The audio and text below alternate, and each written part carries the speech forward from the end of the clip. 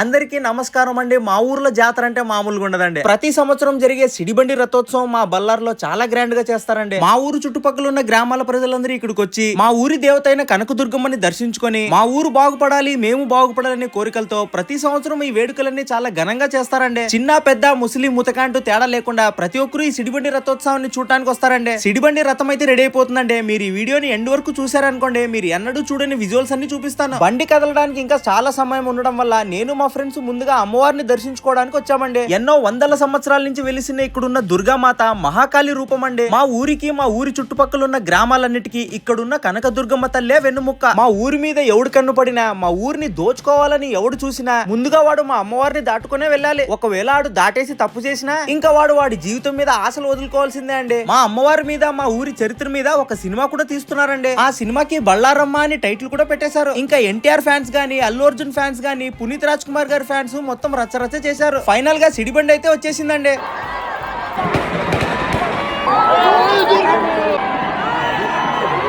నేనైతే మా అమ్మవారిని ఒకటే కోరుకున్నానండి, మా ఊర్లో వాళ్ళందరూ ఏ కష్టాలు లేకుండా సుఖ సంతోషాలతో హ్యాపీగా ఉండాలని కోరుకున్నాను.